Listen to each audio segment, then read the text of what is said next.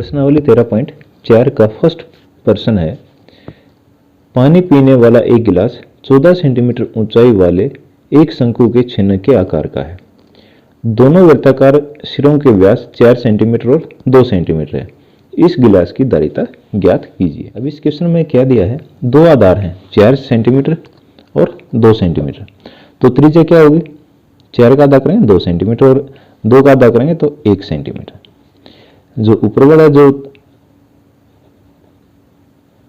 त्रिज्या है 2 सेंटीमीटर है और नीचे वाली त्रिज्या होगी 1 सेंटीमीटर और ऊंचाई कितनी दे रखी इसकी 14 सेंटीमीटर। तो गिलास क्या ही छिन्नक है। वास्तव में छिन्नक होता क्या है, कोई शंकु ले लिया और शंकु को बीच में से काट दिया, जैसे यहां से काट दिया।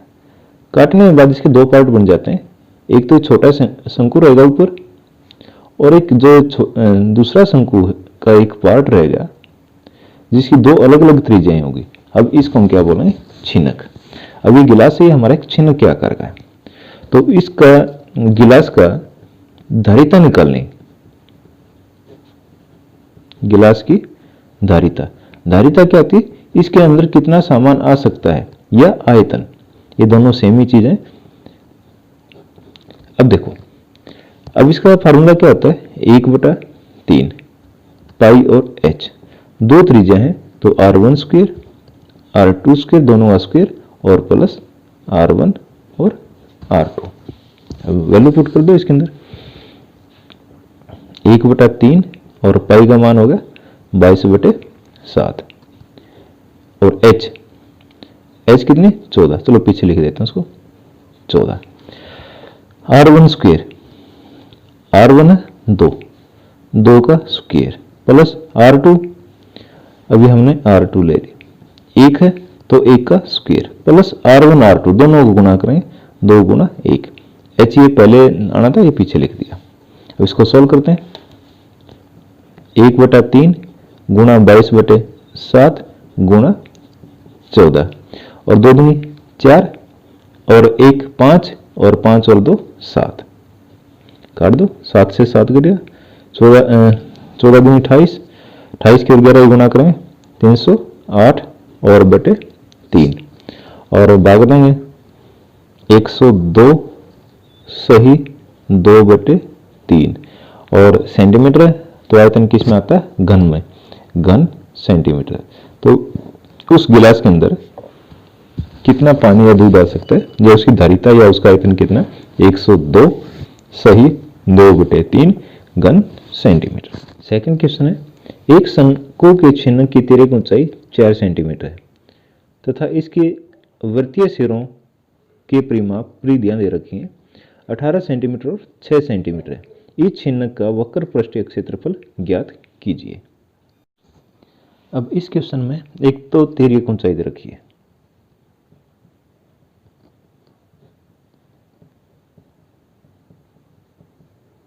चार सेंटीमीटर और दे रखे दोनों जो वृत्ताकार भाग हैं इसके, इनकी परिधियां, इसकी परिधि और इसकी परिधि 18 सेंटीमीटर और 6 सेंटीमीटर और हमारे को क्या चाहिए, त्रिज्या चाहिए। तो परिधि का सूत्र क्या होता है, वृत्त की परिधि, वृत्त नहीं वृत्त की परिधि, ये होता है 2πr, ठीक है।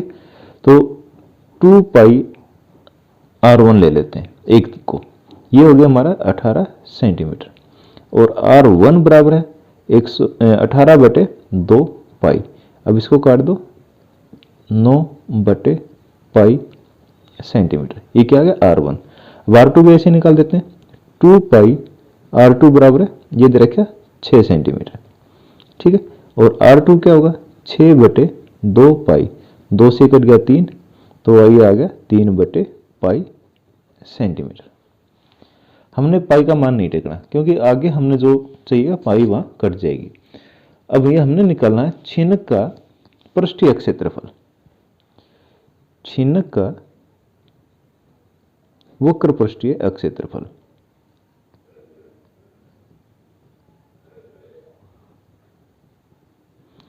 जैसे शंकु का होता है पाई RL, ऐसे यही पाई r उसमें एक होती है इसमें दो, तो R1 और R2 ये L और लिख लेते हैं R1 प्लस R2, पाई L R1 प्लस R2। अब मान टेक दो, पाई और L का मान कितना 4 है, और R1 9 बटे पाई प्लस R2 3 बटे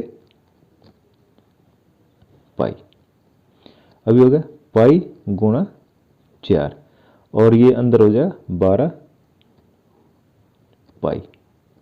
ठीक है, पाई से पाई कैंसिल हो गया, और 12 गुणा 4, 12 चौक 48। अभी सेंटीमीटर है तो वर्ग सेंटीमीटर, ये हमारा इसका वक्र पृष्ठीय अक्षेत्रफल होगा। ठीक है ना। त्रिज्या की बजाय इस क्वेश्चन में क्या दे रखा है, परिधि दे रखी है, और वृत्त की परिधि होती है 2 पाई r। अब ये फार्मूला रख के हम इसमें R1 फर्स्ट की त्रिज्या वृत्त की और सेकंड वृत्त की त्रिज्या निकालेंगे, और ये आने के बाद हमारा सीधा फार्मूला होता है इसका चिन्ह का वक्र पृष्ठीय क्षेत्रफल पाई L और ब्रैकेट में R1 plus R2। Question number 3, एक तुर्की टोपी शंकु के चिन्ह के आकार की है। यदि इसके खुले सिरे की त्रिज्या 10 सेंटीमीटर है और ऊपरी सिरे की त्रिज्या 4 सेंटीमीटर है, और टोपी तिरक ऊंचाई 15 सेंटीमीटर है, तो इसको बनाने में प्रयुक्त पदार्थ का क्षेत्रफल ज्ञात कीजिए। अब इस क्वेश्चन में दिया है दो त्रिज्या दे रखी है 10 सेंटीमीटर और 4 सेंटीमीटर, और तिरक ऊंचाई है 15 सेंटीमीटर। अब इस टोपी के अंदर जितना पदार्थ लगा है उसका क्षेत्रफल निकालना है। अब इस चीज में हमने देखना है क्या क्या लगा हुआ है। एक तो वक्र पृष्ठीय जो ये गोल है, और दूसरा क्या है, जब टोपी है तो ऊपरला सिरा क्या होगा, बंद होगा। तो इसमें प्रयुक्त पदार्थ का क्षेत्रफल निकालने के लिए क्या करना पड़ेगा, टोपी का या चिन्ह का वक्र पृष्ठीय क्षेत्रफल, वक्र पृष्ठीय क्षेत्रफल प्लस जो ऊपर वाला हिस्सा है वो क्या, वृत्त है, और इस वृत्त का क्षेत्रफल, ये दोनों चीज निकाल के जोड़नी पड़ेंगी। अब निकालो, वक्र पृष्ठीय क्षेत्रफल चिन्ह का क्या होता है, पाई L और R1 प्लस R2 प्लस जो हमारा ऊपरी सिरा टोपी का उसकी त्रिज्या है R2 है, छोटी ले रखी है, तो उसका क्षेत्रफल होगा पाई R², और R1 R2 मान रखें तो R2²। अब वैल्यू पुट कर दो, आंसर आ जाएगा 22/7 गुणा L, तिरक ऊंचाई हमारी 15, और R1 प्लस R2 और 10 प्लस 4, और प्लस 22/7 गुणा ऊपर वाली त्रिज्या कितनी 4 और गुणा 4। अभी होगा सोल्व करो इसको, 22/7 गुणा 15 और गुणा 14, और प्लस 22/7 गुणा 4 गुणा 4। मान देखो 7 दूनी 14, 15 दूनी 30, 30 की 0, अब 3 दूनी 6 और 3 दूनी 6, और प्लस 4 चौक 16, 16 दूनी 32, ऐसा लगे 3, 32 3 35, और बटे 7।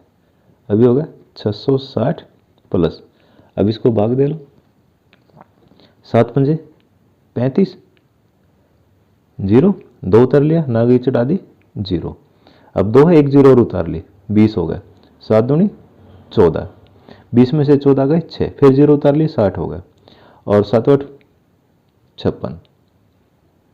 ठीक है, इतना ही छोड़ देते हैं, तो ये हो गया 660 और 50 जोड़ेंगे तो 710.28 सेंटीमीटर स्क्वायर। ठीक है, अगर इसको हमें भिन्न में करना चाहें तो 660 प्लस 55 सही 50 सही 2/7, और 660 में 50 जोड़ें 710, और ये हो जाएगा 2/7 वर्ग सेंटीमीटर। ठीक है, अब हम देखते हैं क्वेश्चन 4। धातु की चादर से बना और ऊपर से खुला एक बर्तन शंकु के एक चिन्ह के आकार का है, जिसकी ऊंचाई 16 सेंटीमीटर है तथा निचले और ऊपरी सिरों की त्रिज्या क्रमशः 8 सेंटीमीटर और 20 सेंटीमीटर है। 20 रुपये प्रति लीटर की दर से इस बर्तन को पूरा भर सकने वाले दूध का मूल्य ज्ञात कीजिए। साथ ही इस बर्तन को बनाने के लिए प्रयुक्त धातु की चादर का मूल्य 8 रुपये प्रति 100 वर्ग सेंटीमीटर की दर से ज्ञात कीजिए। हमारे इस क्वेश्चन में एक छिनक दिया हुआ है जिसकी ऊंचाई 16 सेंटीमीटर है, ऊपरी सिरे की त्रिज्या 20 सेंटीमीटर और नीचे वाले सिरे की त्रिज्या है 8 सेंटीमीटर। अब इसको लिख लेते हैं। बर्तन की ऊपरी त्रिज्या है 20 सेंटीमीटर और निचली है 8 सेंटीमीटर और ऊंचाई है 16 सेंटीमीटर। अब इसमें क्या करना है, दूध डालना है। दूध डालने का मतलब इसका आयतन निकालना है, बर्तन का आयतन। बर्तन यानी छिनक, किस आकार का है, छिनक है। इसका आयतन होता है 1/3 पाई H R1² plus R2² plus R1 और R2। अब इसमें वैल्यू पुट करते हैं।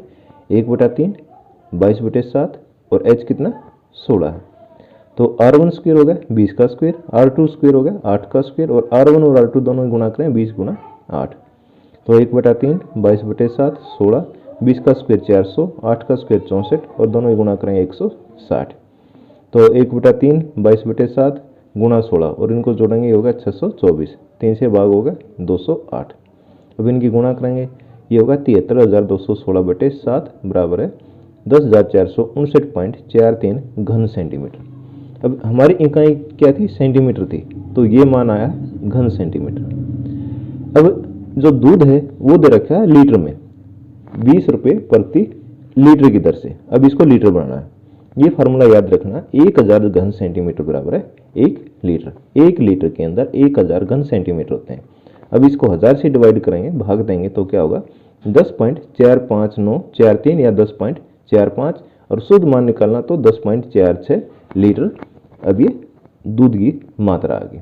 अब इतना दूध है इस बर्तन के अंदर आ सकता है। 1 लीटर दूध का मूल्य है 20 रुपये और हमारा दूध कितना है 10.45 लीटर। अभी इसका निकालेंगे तो 10.45 और गुणा 20 से गुणा करेंगे 0 0 5 दूनी 10 0 4 दूनी 8 1 9 और 0 और 2 अक्षर के बाद दशमलव, तो यहाँ दशमलव आ जाएगी, तो ये हो जाएगा 209 रुपये। तो हमारे दूध का मूल्य कितना 209 रुपये में ये हमारा जो बर्तन है छिनक है ये पूरा भरा जा सकता है। अब हमने इसमें आगे करना है, इस बर्तन को बनाने के लिए प्रयुक्त धातु की चादर का मूल्य 8 रुपये प्रति 100 वर्ग सेंटीमीटर से ज्ञात करना है। तो इसका हम पृष्ठीय क्षेत्रफल निकालेंगे।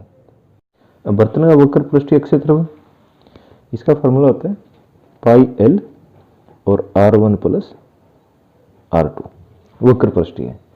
अब हमारे को क्या चाहिए, पाई चाहिए और एल इसमें देने रखा, एल निकालेंगे। और एल क्या होता है h² प्लस R² और इसका वर्गमूल। R इसमें 2 है तो R हो जाएगा दोनों का डिफरेंस, दोनों का अंतर, R1 माइनस R2 स्क्वायर। अब इसको करते हैं h हमारा 16 का स्क्वायर प्लस 20 माइनस 8 इसका स्क्वायर और वर्गमूल। 16 तो ऐसा प्लस 20 में से 8 गए 12 का स्क्वायर और 16 का स्क्वायर हो जाएगा 256 और 12 का स्क्वायर 144। अब इनको जोड़ेंगे तो कितना होगा, ये 400 और 400 का वर्गमूल कितना होगा 20। तो हमारी एल कितनी आ गई 20 सेंटीमीटर। अब यह इसका वक्र पृष्ठीय क्षेत्रफल निकालेंगे। पाई 22/7 गुणा एल कितना होगा 20, R1 प्लस R2 और 20 जमा 8 तो 22/7 गुणा 20 और गुणा 28 वर्ग सेंटीमीटर। अब इसमें एक चीज का और ध्यान रखना है, जो हमारा ये बर्तन है ये बंद है और कौन सा सिरा बंद है, नीचे वाला सिरा बंद है। तो नीचे वाले सिरा क्या, इसका आकार क्या होगा, वृत्ताकार होगा। इस वृत्त का क्षेत्रफल भी इसमें जोड़ना पड़ेगा। बढ़ाएंगे तो ये लगेगा ना, इसमें मेटल धातु लगेगी ना, तो अब इसका भी क्षेत्रफल निकालेंगे। तो ये होगा वृत्त का क्षेत्रफल। आधार किस आकार का, वृत्त का क्षेत्रफल पाई R² और R2 भी लिख सकते हैं इसको। तो 22/7 गुणा R2, इसकी त्रिज्या कितनी 8, 8 गुणा 8, 88 64, और 64 दूनी 128, और 128 की 11 की गुणा करेंगे तो ये हो जाएगा हमारा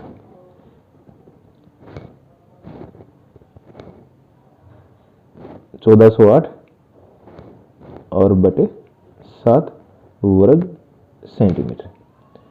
तो धातु का या चद्दर का कुल क्षेत्रफल, अब इनको भी गुणा कर लेते हैं। 28 दूनी ये कट गया, 7 चौक 28, 4 दूनी 8 और 8 दूनी 16, 1 17, 1760 वर्ग सेंटीमीटर। कुल क्षेत्रफल होगा 1760 जमा 1408 और बटे 7। अब इसको लघुत्तम लेके जोड़ लेते हैं। 7 0 7 6 42, 4 27 49, 4 53, 5 7 5 12 जमा 1408 और ये जोड़ने के बाद कितना हो जाएगा 13728 बटे 7 वर्ग सेंटीमीटर।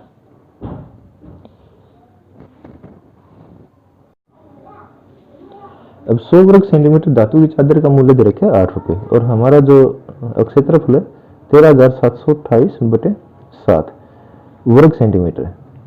धातु की चादर का मूल्य 8 बटे 100 और गुणा 13728 और बटे 7। अब इसको गुणा करेंगे तो ये सारा कट के ये आ जाएगा 156.88 रुपये। तो इस बर्तन को बनाने के लिए हमारे को कितने धातु की आवश्यकता होगी 13728 बटे 7 वर्ग सेंटीमीटर, और इसका मूल्य कितना होगा 156 रुपये 88 पैसे। ये हमारा क्वेश्चन कंप्लीट हो जाता है। नेक्स्ट क्वेश्चन, 20 सेंटीमीटर ऊंचाई और शीर्ष कोण 60 डिग्री वाले एक शंकु को उसकी ऊंचाई के बीचों बीच से होकर जाते हुए एक तल से दो भागों में काटा गया है, जबकि तल शंकु के आधार के समानांतर है। यदि इस प्राप्त शंकु के चिन्ह को 1/16 सेंटीमीटर व्यास वाले एक तार के रूप में बदल दिया जाता है तो तार की लंबाई ज्ञात कीजिए। इस क्वेश्चन को सोल्व करने से पहले इसकी आकृति को समझना बहुत जरूरी है। एक शंकु है जिसका ऊपरी सिरा 60 डिग्री का है। अगर ये 60 डिग्री है और ये इसकी एल होगी तिर्यक ऊंचाई, ये भी इसकी एल होगी तिर्यक ऊंचाई, ये दोनों हमेशा सेम होती है। अगर इसको चिन्ह के बजाय शंकु के बजाय अगर हम इसको एक समबाहु त्रिभुज मान लें तो क्या होगा, यह भुजा इसके बराबर है तो ये क्या होगा समद्विबाहु बाहु त्रिभुज। समद्विबाहु बाहु त्रिभुज है तो ये कोण है ये इस कोण के बराबर होगा। ठीक है, ये दोनों कोण बराबर हैं और ये 60 डिग्री का। तो अगर इसको हम माने एक समद्विबाहु त्रिभुज तो त्रिभुज ABC में क्या है, AB बराबर है AC, तो कोण B और कोण C दोनों बराबर होंगे। अगर इनको x मान लेते हैं, x प्लस x और प्लस 60 बराबर 180 डिग्री, क्योंकि ABC तीनों का सम कितना होगा, जोड़ कितना होगा 180, तो ये इस तरफ जाके माइनस होगा 120, 2x बराबर 120 डिग्री और x बराबर 60 डिग्री, तो ये भी 60 डिग्री का कोण होगा, ये भी 60 डिग्री का होगा और ये भी 60 डिग्री का। तो ABC क्या होगा, एक समबाहु त्रिभुज। कौन सी है, समबाहु त्रिभुज। अगर ये समबाहु त्रिभुज है तो फिर देखो क्या होगा, इसकी तीनों भुजाएं AB बराबर है AC और बराबर है BC, और इसकी ऊंचाई रखी है 20 सेंटीमीटर। तो किसी भी समबाहु त्रिभुज की ऊंचाई क्या होती है, अगर समबाहु त्रिभुज की ऊंचाई निकालना होता है, ये होता है वर्गमूल 3/2 और गुणा भुजा, भुजा का वर्गमूल 3/2 गुणा। अगर हमने यहां भुजा निकालनी है तो 2 गुणा h और बटे वर्गमूल 3, तो 2 गुणा 20 और बटे वर्गमूल 3, तो ये होगा 40 बटे वर्गमूल 3 सेंटीमीटर। ये भुजा आएगी BC या AB या AC। ठीक है, और हमारे को त्रिज्या निकालनी है, त्रिज्या 40 वर्गमूल 3, ये क्या है, हमारी पूरी साइड है, भुजा है। और अगर इसको हम शंकु के उसमें माने तो ये क्या है, इसका आधार है, व्यास है। और व्यास का आधा कितना होगा, 20 बटे वर्गमूल 3 सेंटीमीटर। ये हमारी डीसी, ये त्रिज्या आ गई 20 बटे वर्गमूल 3 सेंटीमीटर। अब सेम चीज ऐसे की ऐसी, अभी छोटी त्रिभुज में आ जाओ, जब हमने काट दिया ना, यहां से काटने के बाद क्या होगा, ए, ई और एफ, ये भी क्या है, संभव त्रिभुज बनेगी। संभव त्रिभुज बनेगी तो इसकी ऊंचाई कितनी हो जाएगी, ऊपर 10 सेंटीमीटर, क्योंकि बीचों बीच से काटा गया। कुल ऊंचाई है 20 सेंटीमीटर, ये कितनी रहेगी, 10 सेंटीमीटर। तो इसकी जो भुजा निकालेंगे वही आएगा, 20 की जगह 10 आ जाएगा। अब इसकी जो त्रिज्या दूसरी, वो क्या हो जाएगा, 10, 2 गुना 10 20 होगा ना, 20 बटे वर्गमूल 3, और इसका आधा करेंगे तो 10 बटे वर्गमूल 3 सेंटीमीटर। या इसमें संभव त्रिभुज का कॉन्सेप्ट भी लगा सकते हैं। ये संभव त्रिभुज है और बड़े वाले भी संभव त्रिभुज है, तो दोनों क्या है, समरूप है, तो भुजाओं का जो अनुपात है वो भी समान होगा।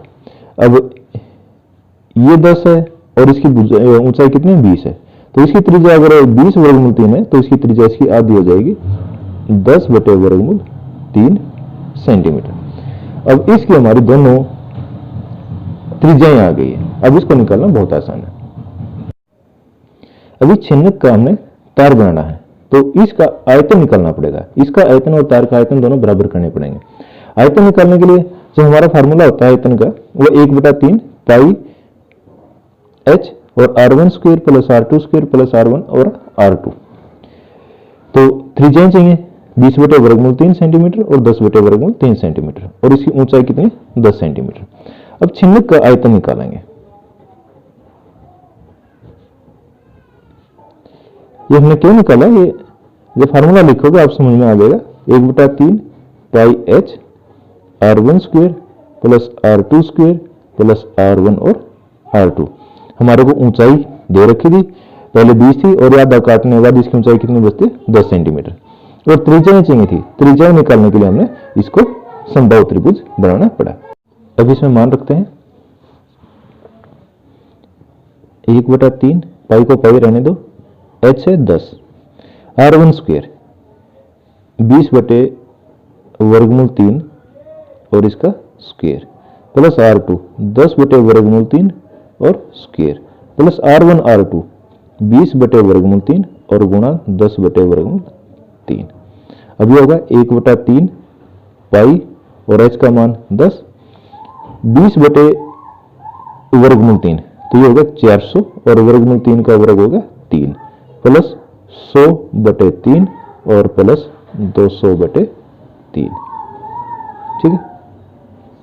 अब इसका मान होगा 1/3 पाई गुणा 10 और गुणा 400 500 और 700, 700 बटे 3, 1/3 और गुणा 7000 हो गए पर और बटे 3 और पाई घन सेंटीमीटर। 7000 बटे 9 पाई घन सेंटीमीटर। अब हमें इस छिन्नक का तार बनाना है। तार में हमारे को क्या क्या चाहिए, तार का आयतन निकालने के लिए ऊंचाई और त्रिज्या। त्रिज्या इन्होंने व्यास दे रखा है, त्रिज्या यहां से आ जाएगी और इसका आयतन निकाल लेते हैं। तार का व्यास है 1/16 सेंटीमीटर और त्रिज्या 1/16 का आधा करें 1/32 सेंटीमीटर। और तार क्या हुआ, बेलनाकार। तार का आयतन, बेलनाकार है ना, तो पाई r स्क्वायर h, पाई को पाई रहने देते हैं, और r स्क्वायर 1/32 गुणा 1/32 और h हमने निकालना है। और ये किसके बराबर है, इन दोनों का आयतन समान है। अब छिन्नक से हमने तार बनाया है तो ये होगा 7000 बटे 9 और पाई। अब पाई से तो पाई कैंसिल हो गया। अब यहां से h का मान निकालेंगे, h बराबर है 7000 बटे 9 गुणा 32 गुणा 32 सेंटीमीटर। अब ये सेंटीमीटर है अब इसके मीटर बना लेते हैं। 7000 गुणा 32 गुणा 32 बटे 9 और इसको 100 से भाग देते हैं, 100 से ये कट गया, ये आ गया मीटर। और इनको गुणा करके हम लिखेंगे 7964.44 मीटर। ये उस तार की लंबाई हो जाएगी। ठीक है ना। तार की लंबाई बराबर है 7964.44 मीटर। ये हमारा आंसर आ गया।